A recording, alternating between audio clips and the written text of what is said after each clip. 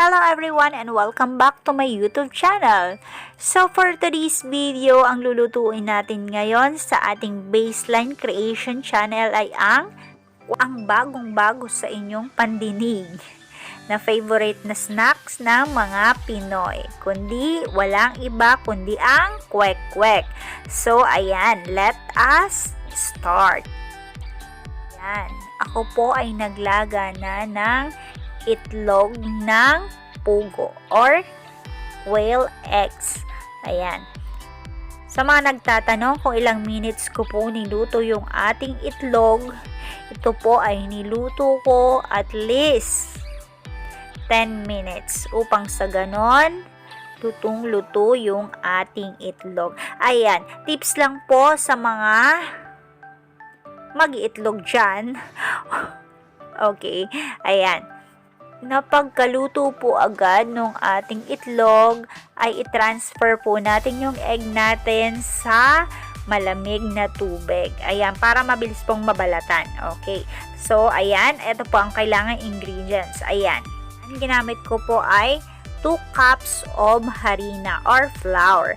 And then, yung food color. Ayan, orange po ang ginamit ko. Depende sa desire yung color. And then, yung crispy fry. So, spicy po ang ginamit ko. Ayan. Then, i-open lang po natin yung ating crispy fried chicken. Ito po ang ginamit ko upang sa ganon ay hindi na ako malagdagdag pa ng iba pang pampalasa. Okay. Then, lalagyan po natin ng food color. Depende po sa gusto nyong kulay. Pwede rin yung gawing kulay violet, green, or anything na desire nyong kulay. Ayan. So, ayan. Ihahalo ko lang po.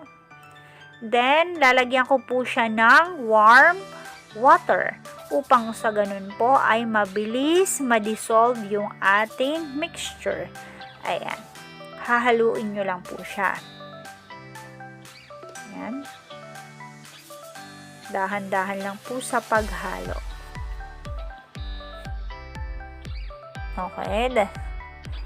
Tatansyahin nyo na lang po kung gaano kadaming tubig yung ilalagay ninyo. Hanggang sa ma-achieve po natin yung lapot ng ating gagamitin sa ating egg. Ayan, haluin nyo lang po ng haluin. Dapat po magiging malapot siya na tunaw yung harina. Ayan. Dapat po haluin yung maigi yung ating mixture. So, ayan.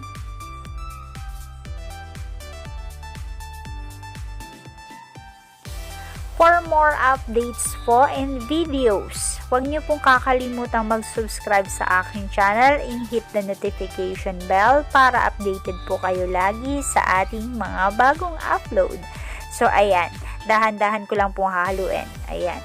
So, ayan. Malapit na po natin ma-achieve yung ating gustong texture para doon sa ating paghahaluan ng itlog. Ayan. Haluin nyo lang po. Ayan. Pwede na. Yan, dapat po ganyan siya lambot. Yan. Okay, ihahalo ko na po yung ating quail egg. So, ayan, haluin nyo lang po hanggang ma-coat yung ating egg.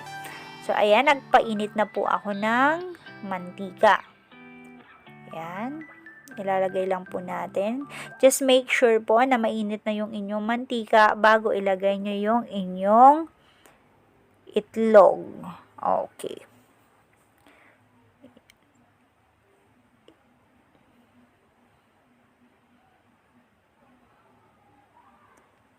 So, ayan, advice ko lang po na mas magandang sa may malalim na panyo lulutuin yung inyong kwek-kwek na upang sa ganon ay hindi po babagsak yung ating ayan, yung nag-kinote po natin sa ating egg. Ayan, nakikita nyo po sa ating screen na ginamit ko ay pan. Kaya po nabagsak yung harina. Ayan. Yung ating mixture. So, ayan, antayin nyo lang po at least 5 minutes bago nyo baliktarin. So, ayan, sa mga nagtatanong po, huwag nyo pong kakalimutan na mag-comment right down below kung ano pa ang gusto nyong i-video natin para sa ating next vlog. Okay. Ayan.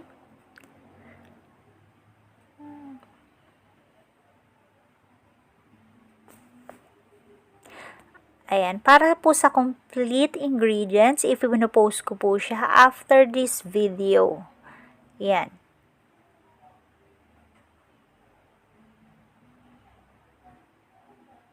Ayan, baliktarin nyo.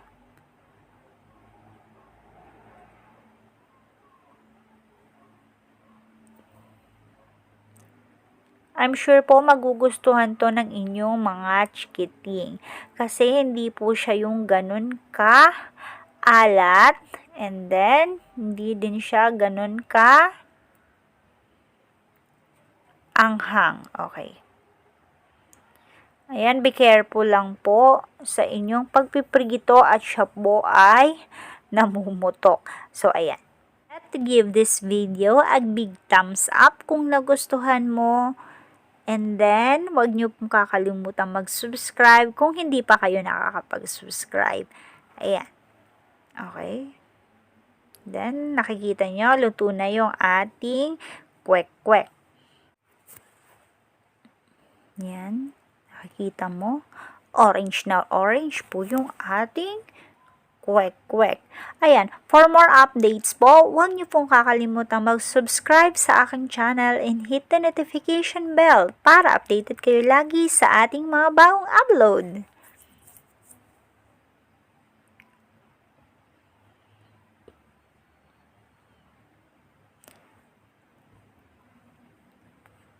Po sa dip ng ating kwek-kwek, naghanda po ako ng vinegar. Then, ilagyan ko po siya ng pamintang durog. Ayan, dip natin. So yummy. Ayan, maraming salamat po sa inyong panonood hanggang sa susunod na pagkikita. Salamat!